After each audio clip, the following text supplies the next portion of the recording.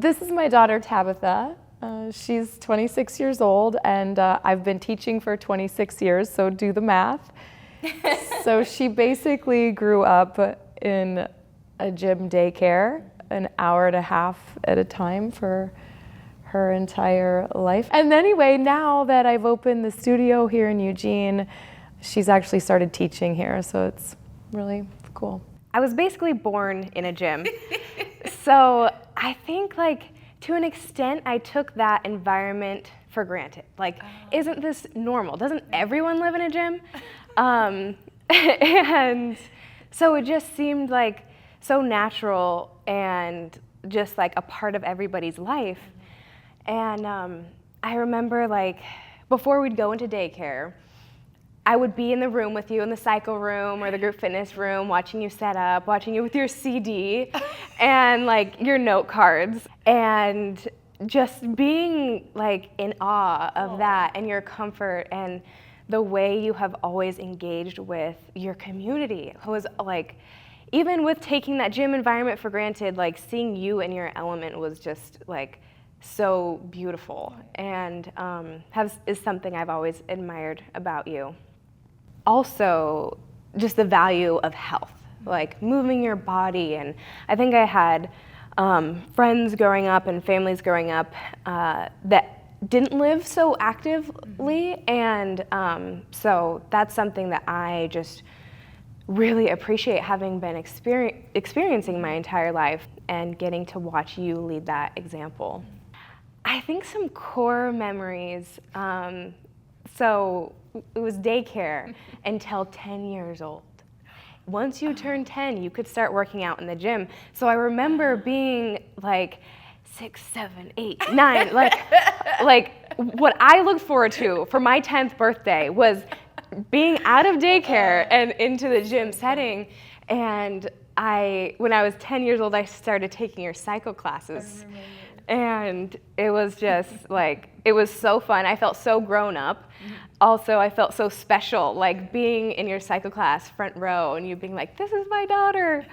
And then I really wanted to like branch out on my own and have kind of my own take and journey with fitness. So I remember I would go out into the main gym area and be doing like squats and treadmill and stuff like that, knowing you were teaching your class, and you know. So I remember you also like taking Zumba and stuff, like the yes. the one thing I didn't teach. Like, I'll do yes, a classic like rebellious teen girl. Can't do what my mom's doing. I'm gonna do Zumba.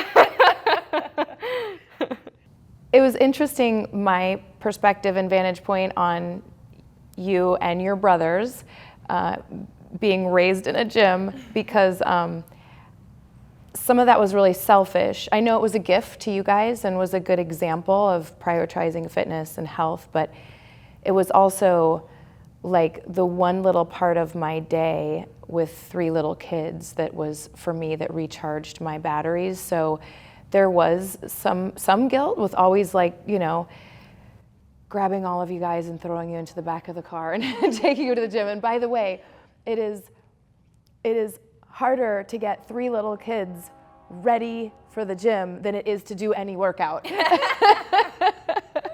And you always put your shoes on the wrong feet, so we always had to switch those before. I had to follow my own path. They're rebellious. But then also, you know, there was a time as you were getting older where I wanted to be careful to not try to like cram a fitness lifestyle down your throat, because I just know that that can backfire and feel like pressure. And so I'm so glad that you found your own way and became like a meathead in the gym. Yeah, I don't remember you ever like suggesting or implying that we should be working out. Right. And then even the full circle, like you teaching here now, I've wanted, you know, we've talked about the possibility of you teaching and stuff for a few years, but I was just, If you want to. yeah, exactly, hoping and praying, and then it was really special because it was kind of like last minute that you said, I'm ready. I'm all in. I'm Yeah, ready. yeah. Yeah. You said the only thing stopping you was fear and that you weren't going to let that stop you. My experience since starting teaching here has been really beautiful. I feel like it has taken my fitness journey and really evolved it. Like you were saying, I'm kind of more on the meathead side of things. I've done solo strength training for years, and that is where I've really delved into fitness and fallen in love with it. So this group fitness thing is so different, and it brings in this community and an environment, and doing it in this space that you created is like just this blossoming. And I think that community dynamic is really what has changed things for me. It feels really special and homey and like this supportive, like, fitness hug. And like everyone knows, you know everyone's name and Yes, yes, yes. And like knowing that you're my mom and that this is your baby, I want to like do it really well and make you proud and like serve the community in a way that reflects you and your goals and your image. As I watched you grow in this fitness journey and everything you've created, there's so much that I admire about you.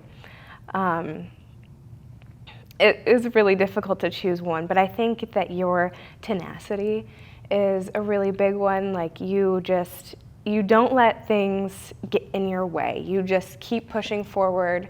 You're so creative. Like the fact that you have it's just been one thing after the next. It's been a beautiful journey to watch. Your bravery, just like taking this leap, even the leap of creating your own format was like not a small thing. And I think a lot of instructors or people, they have big ideas, but they don't see the vision, they don't see it becoming a reality, so it stops them. And you saw that vision, and I don't think you knew if it was gonna succeed or not, but you were just like, I'm doing it. And that is so inspiring. It makes me want to approach life in that way, approach everything in that way. Just take the leap, follow your heart, follow your dreams. And yeah, just the community, the way you interact with the world and the people around you, and you lead with love and you inspire. So, yeah. Happy Mother's Day to me. I'm definitely your daughter.